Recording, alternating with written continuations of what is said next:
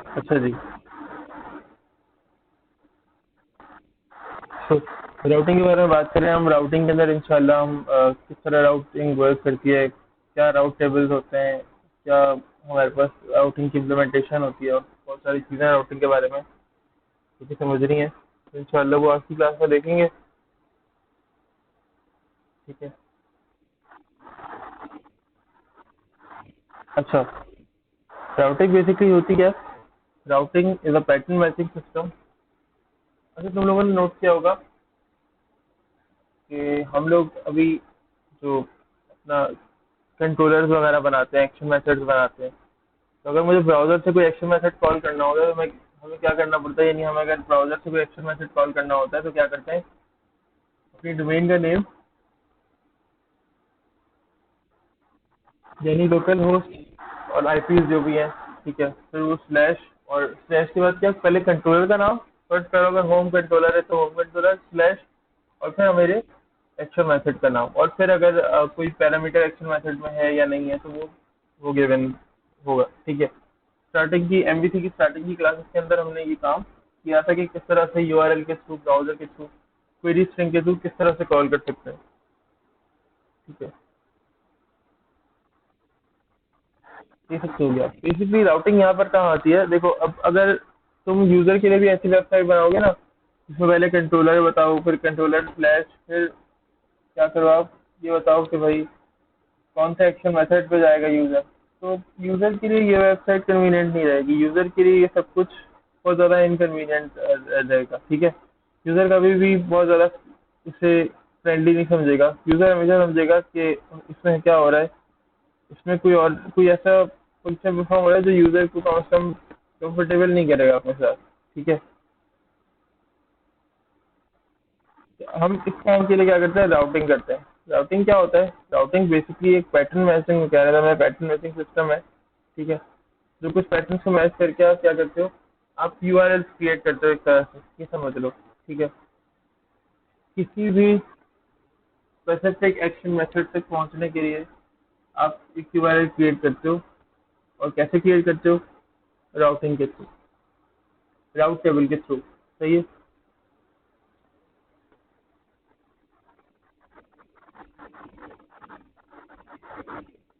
Second point अगर देखो तो राउटिंग मैप्स, ठीक है, राउटिंग मैप्स इनकमिंग रिक्वेस्ट, सही है, to a particular source, to particular resource. ठीक है। राउटिंग क्या करती है, रिक्वेस्ट को मैप करती है। ठीक है, यानी बेसिकली राउटिंग मैप्स क्या करते हैं, जो इनकमिंग रिक्वेस्ट होती है ना उसको किसी पर्टिकुलर सोर्स की तरफ ना रिडायरेक्ट करती है। सही है। अगर मैं ब्रैकेट के साथ पढ़ूँ तो routing maps incoming request from browser to a particular resource controller and action method. इसका मतलब क्या कि एक्शन ब्राउजर के पास से जो रिक्वेस्ट आती है ना उसको हैंडल करके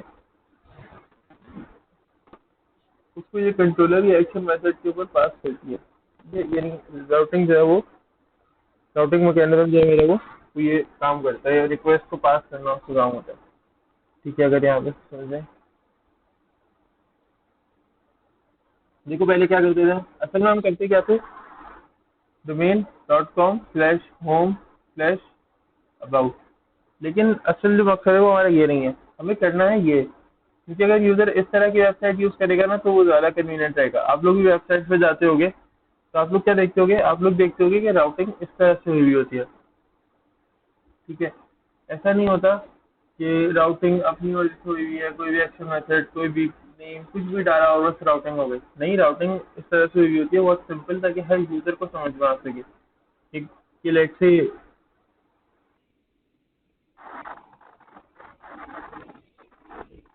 आपने लिखा वेबसाइट का नेम स्लैश अबाउट, तो क्या होगा, अबाउट वाला पेज खुल जाएगा। आपने लिखा वेबसाइट का पेज, यानी website domain name slash download, या डोमेन नेम स्लैश कॉन्टैक्ट है, तो क्या होगा, कॉन्टैक्ट का पेज खुल जाना चाहिए। राउटिंग इस तरह होनी चाहिए। ठीक है। वो जो बाय डिफॉल्ट ही बन जाते हैं कि अजीब कह सकते हो कि डमी टेक्स्ट टाइप का बन जाता है ना, जिसको आप याद भी नहीं रख सकते, बहुत ज्यादा टेक्स्ट टेक्स्ट जो बन जाता है। ठीक है, वो ना बने, आप अपनी मर्जी के राउट बनाओ। हाँ वो नंबर दो टेक्स्ट कुछ भी लिखा हुआ आ जाता है। सही है। होना क्या चाहिए, होना ये चाहिए कि हम अपनी मर्जी के राउट्स बनाएं और वो यूजर को पास करें ताकि यूजर फिर उन राउट के थ्रू काम कर सके। ठीक है। यानी राउट्स ऐसे बनाएं कि जो कॉमन हो। ठीक है, हर कोई यूज करता हो। लेट्स से मेरी वेबसाइट है, उसके अंदर अगर home, about us, services, shop, download और इस तरह के पेजेस हैं, तो मुझे क्या चाहिए, मुझे ये चाहिए कि मैं राउट कैसे बनाऊं, होम स्लैश अबाउट अस।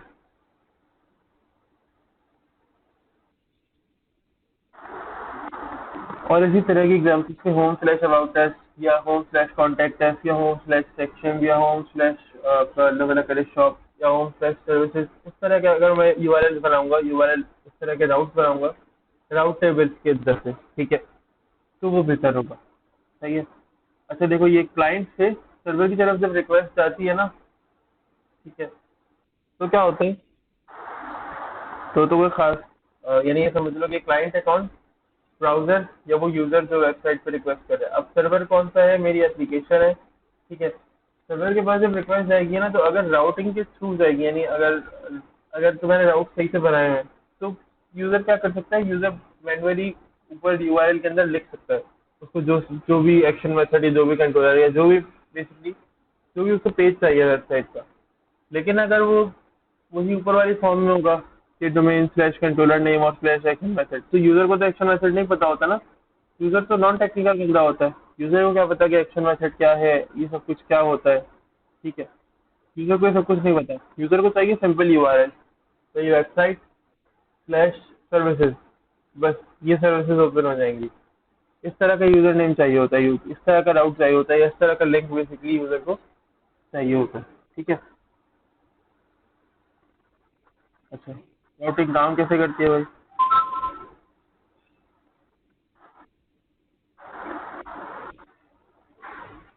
अच्छा, तो राउटिंग काम कैसे करती है? देखो, रिक्वेस्ट आती है। ठीक है, रिक्वेस्ट आई यूजर की, फिर लिखा, यहाँ पे लिखा हुआ पार्स यूआरएल, हुआ क्या कि वो यूआरएल पार्स हुआ। ठीक है,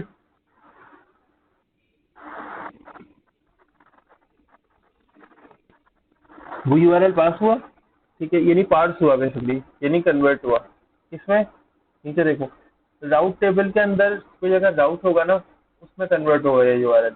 ठीक है, उसमें कन्वर्ट हुआ। अब देखो ये जाएगा कि जब इसने रिक्वेस्ट की ना, तो देखो ये जाएगा कि आया, आगे हमारे पास कोई स्पेस है या हम प्रोडक्ट अवेलेबल कर सकते हैं या नहीं कर सकते।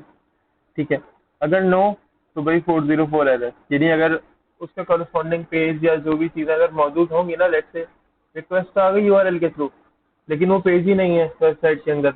लेट से मैंने एक्शन मेथड या कुछ बनाया ही नहीं है अबाउट अस के पेज पे, और मैं लिख रहा हूँ वेबसाइट या domain name slash about us, तो क्या होगा, 40 नॉट फाउंड का एरर आ जाएगा। और अगर वो होगा मेरे पास, तो क्या होगा, रिसोर्स ओपन हो जाएगी। ठीक है, तो ये,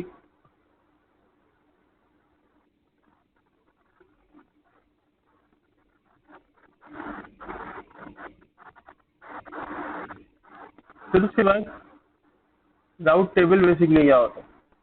तो basically we define route for each action method. हम, ये बात तो है कि हम हर एक्शन मेथड के लिए ना राउट को डिफाइन करते हैं। ठीक है, हर एक्शन मेथड का राउट हम अलग बनाते हैं, हर एक्शन मेथड का राउट अलग बना सकते हैं। ठीक है, देखो राउट, हमें लगता है कि यार राउट जरूरी नहीं है, या राउट का क्या फायदा, राउट क्यों पढ़े, बेकार टॉपिक है, अच्छा नहीं है या, खैर ये तो इंटरेस्टिंग टॉपिक है, लोग इंटरेस्ट से पढ़ते हैं। ठीक है, लेकिन राउट इंतहाई इंपॉर्टेंट टॉपिक है।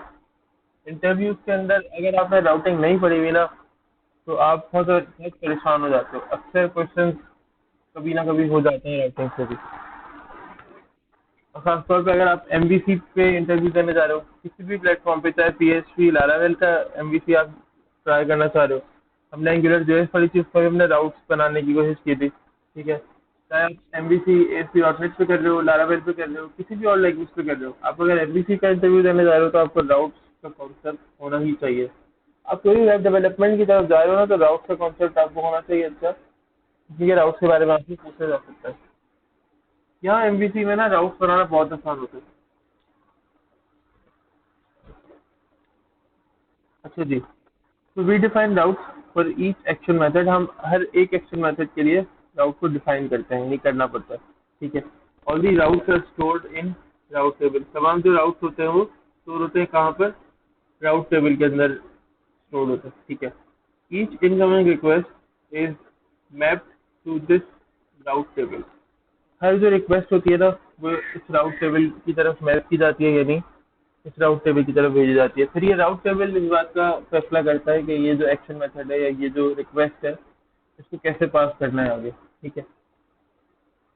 If a URL match is found then request goes to related controller action method।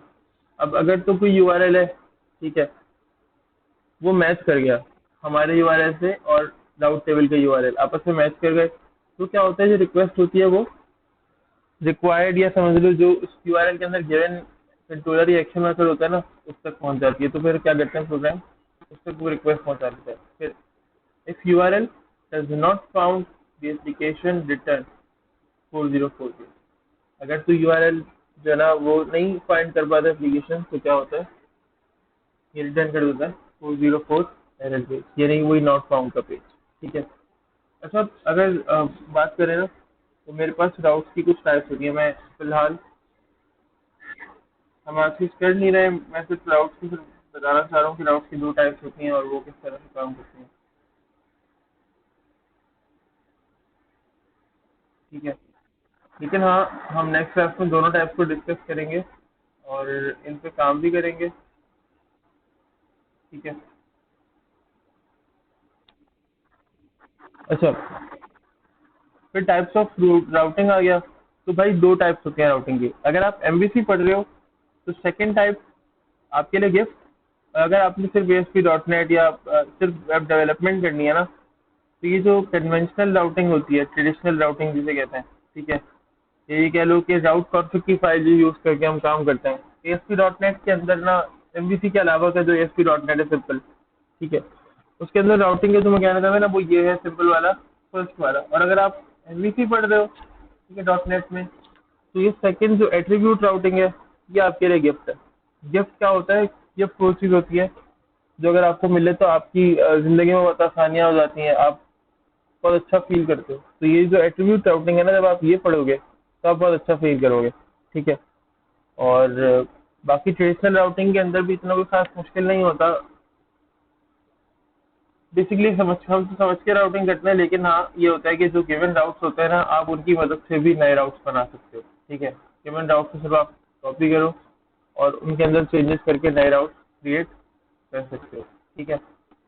मैं सिर्फ तुम्हें राउट कॉन्फ़िग की फाइल पर आगे दिखा देता हूँ, क्योंकि अगर मैं एक मरतबा भी राउट्स वगैरह बनाने बैठ गया ना तो थोड़ा सा टाइम टेकिंग है, हमारा काफ़ी ज़्यादा टाइम चला जाएगा। और अभी हम लोग है भी नहीं क्लास के अंदर, दो तीन अभी नहीं आए क्लास में, उनका लॉस हो जाएगा।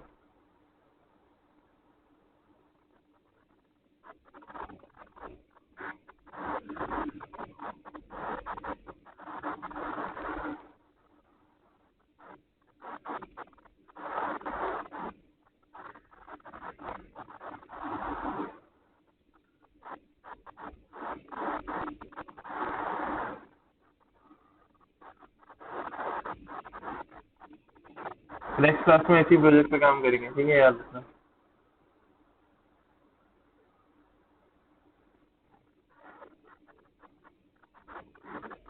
अच्छा, आज ना मैं एमवीसी का टैबलेट सेलेक्ट कर रहा हूँ, ठीक है, क्योंकि इसमें आउट पहले से बने हुए होंगे मल्टीपल वेजेस से। बना बनाया टैबलेट हम यूज़ कर रहे हैं फिर आज।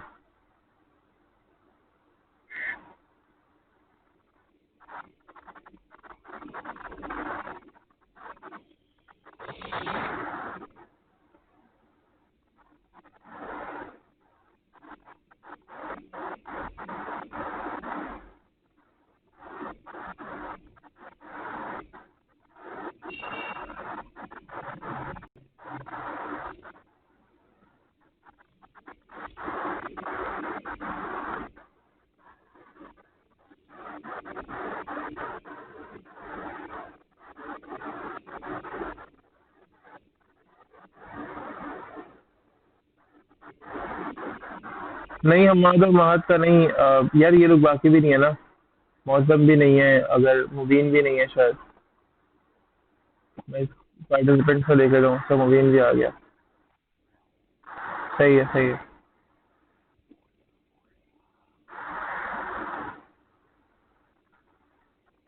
हाँ, तो मौसम भी नहीं है ना, और मैं ये चाह रहा हूँ कि क्योंकि वो फ्राइडे की क्लास होगी ना, तो उसके अंदर तुम लोग यानी इसकी प्रैक्टिस कर पाओगे संडे को या सैटरडे को। ये। हाँ, कल एफटेक आना है भाई इरफान, अगर एफटेक आना चाहो कल तो आ जाओ। प्रैक्टिस के लिए बुलाया है मैंने, लेकिन ना 4 बजे वहाँ लाइट चली जाती है, तो कोशिश करना कि उससे पहले आ जाओ, ज़्यादा बेहतर रहेगा। अभी कल पता चला है मुझे कि 4 बजे वहाँ लाइट चली जाती है, अगर तुम लोग उससे पहले आ जाओ तो बेहतर रहेगा। ठीक है, एक एक घंटे का कर लो। हाँ, 1 से 2:30 नहीं, 1 से 2:30 दूसरा बैच आ रहा है सुबह वालों का, तुम लोगों को 1 से 2:30 में नहीं आना। किस वक्त फ्री होते हो तुम? चलो तुम आ जाओ, तुम लोग आ जाओ यार, तुम लोग का बैच भी आ जाए 1 से 2:30, मसला नहीं है, 2 बैचेज आ जाए, कोई इशू नहीं। हाँ, 1 से 2:30।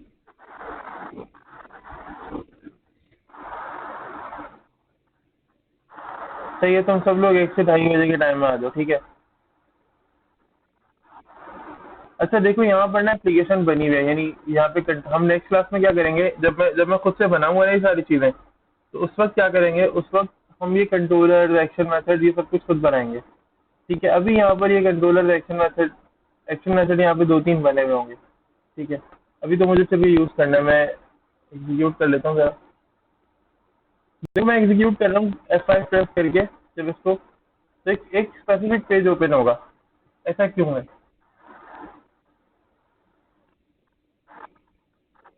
तो बता सकते हैं ऐसा क्यों है?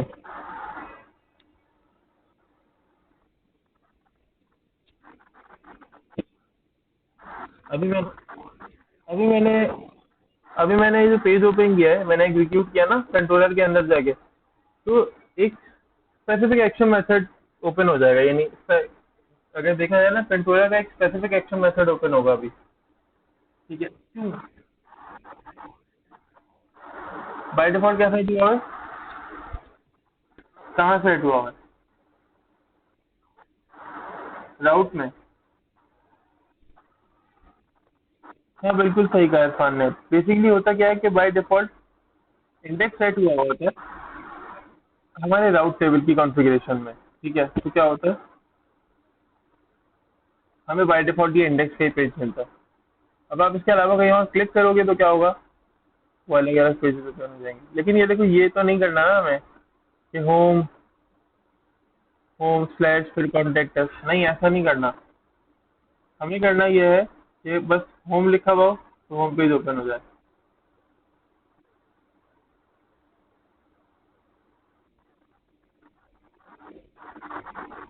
अच्छा, अब तुम लोगों को याद भी होगा, मैंने राउट कॉन्फ़िग बताया था कि कहाँ से ओपन होता है इन फाइल सिस्टम्स के अंदर, अगर किसी को याद हो तो। एप डेटा के अंदर पक्का? एप डेटा में तो कुछ भी नहीं है। एप स्टार्ट में देख लेते हैं, बिल्कुल बिल्कुल बिल्कुल बिल्कुल, जबरदस्त। ठीक है, बंडल नहीं। अच्छा, ये बंडल कॉन्फ़िग भी हम लोग एक दिन देखेंगे। और मे बी अभी बस ये उस क्लासेस में, उस क्लास के बाद मिनिफिकेशन और बंडलिंग वगैरह जो है वो एक साथ ही देखें। तो भाई ये देखो, यहाँ पर हमारे राउट्स, ये जो हमारा बेसिक राउट है ना इंडेक्स का, वो डिफाइंड है। देखो किस तरह से राउट, ये राउट टेबल बन गया। ठीक है, अब इसके अंदर मैंने राउट को ऐड किया, तो मैप राउट। ठीक है, नेम डिफॉल्ट, यूआरएल क्या है, controller slash action method slash ID. यानी अगर मैं एक्शन मेथड में कोई पैरामीटर पास करता ना, तो मुझे फिर स्लैश करके आईडी प्रोवाइड करनी पड़ती। फिर डिफॉल्ट न्यू, अब मुझे क्या बताना है, कंट्रोलर कौन सा है, तो कंट्रोलर का नाम है होम। फिर मैंने बताया एक्शन कौन सा है, तो एक्शन है इंडेक्स। तो मैंने बताया आईडी क्या है, तो आईडी है मेरे पास यूआरएल पैरामीटर, यानी जो मेरे यूआरएल का पैरामीटर आएगा वो है, और ये है ऑप्शनल। ठीक है, इस तरह से मुझे यहाँ पर बताना पड़ता है कि मैं किस यानी मैं क्या यूज़ कर रहा हूँ, मैंने कौन सा एक्शन मेथड पे जाना है तो मैं किस तरह से लिखूंगा, कौन से कंट्रोलर कैसे गेट कर सकते हैं, ठीक है। ये सब कुछ मुझे बताना पड़ता है, सही है। अच्छा, अब राउटिंग की एक और भी टाइप होती है, ये हो गई ट्रेडिशनल राउटिंग जो यहाँ पे की जाती है, ये पूरा ये राउट टेबल है, ठीक है। ये तो हो गई ट्रेडिशनल राउटिंग जो कि यहाँ की जाती है। यहाँ पर एक और भी राउटिंग की टाइप होती है जो कि जिसे कहते हैं एट्रीब्यूट राउटिंग, ठीक है। ये कह सकते हो कि एमवीसी की तरफ से हमारे लिए छोटा सा तोहफा। ये देखो यहाँ पे लिखा हुआ है attribute routing available in MVC5। तो MVC5 की तरफ से, वही MVC5 की तरफ से हमारे लिए गिफ्ट, ये बेसिकली MVC5 में अवेलेबल है, इससे पहले अवेलेबल नहीं थी, ठीक है। बहुत आसान है, आपने क्या करना होता है,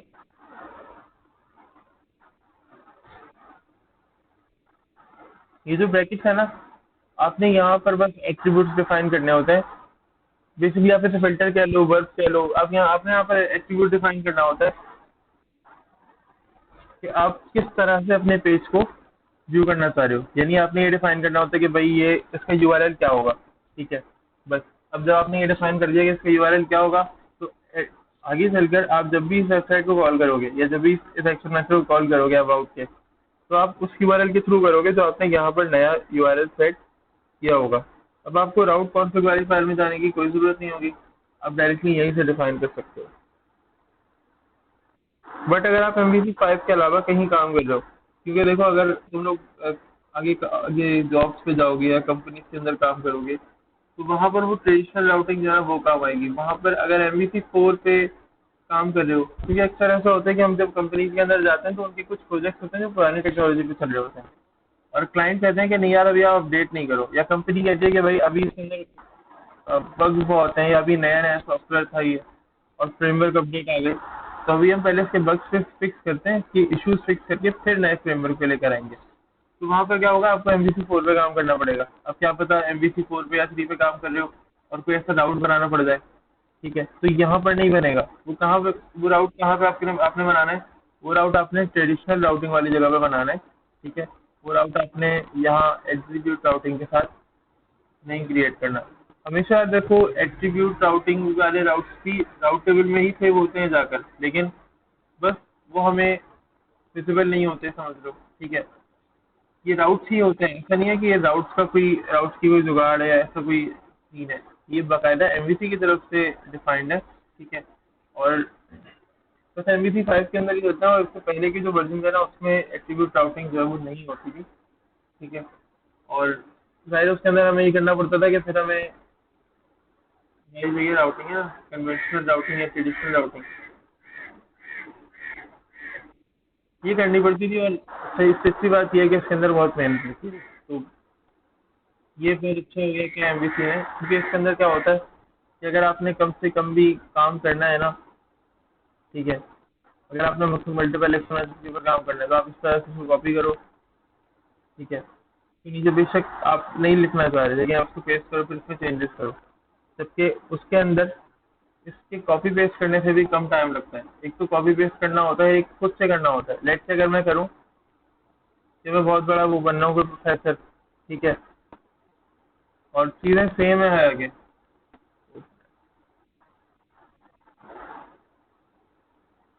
चीज़ें सेम ही होती हैं, कोई कुछ डिफरेंस नहीं होता। बस आपको अपने अपने एक्शन मेथड लिखने होंगे। जैसे यहाँ पर होम लिखा हुआ है, अब आपके कंट्रोलर का नाम अलग है तो आप अपने कंट्रोलर का नाम लिख दो। यहाँ पे इंडेक्स लिखा हुआ है, आप अपने एक्शन मेथड का नाम अगर डिफरेंट है तो यहाँ पे वो लिख दो। चीज़ें सेम होती हैं, ये सब कुछ ऐसा ही होता है। ये सब कुछ देख रहे हो, ये सब कुछ ऐसा ही होता है, कुछ भी डिफरेंट नहीं होता, ठीक है। बस सिर्फ ये नेम्स डिफरेंट होते हैं। ये इसलिए राउट टेबल होता है, यहाँ पे चीज़ें सेव होती होती हैं। तो मैं आमतौर पे हम ये करते हैं कि हम ये पूरा उठाया टेबल आपने, ठीक है, इसके आइटम को उठाया, कॉपी किया और यहाँ रखा पेस्ट नीचे नेक्स्ट टाइम में, और फिर इसमें चेंजेस कर दिए दूसरे कंट्रोलर या एक्शन मेथड के लिए, ठीक है। वो चेंजेस तो अप्लाई हो जाते हैं, सही है, उसमें कोई इशू नहीं है, ठीक है। लेकिन ये MVC5 के अंदर अगर आप कर रहे हो तो फिर वो ये समझ लो कि यार इससे अच्छा भी एक ऑप्शन है ना एट्रीब्यूट राउटिंग का, अगर वो करो तो ज़्यादा बेहतर है, सही है। राउटिंग क्या होती है वैसे, कोई बताएगा?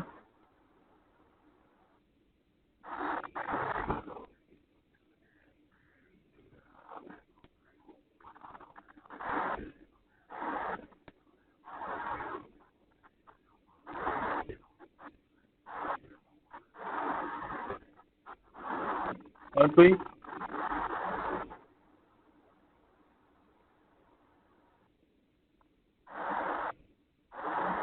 हाँ भाई, और कोई बताएगा? आज फिर चलाई है ना?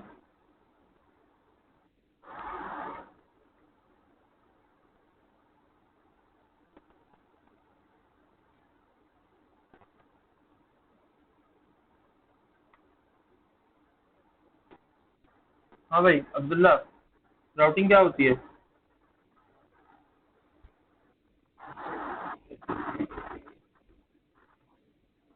यूजर को लेके जाना किसी भी, वो तो रिक्वेस्ट भी कह सकते हैं उसे। तो किस चीज के थ्रू जाते हैं हम किसी भी दूसरे पेज पर?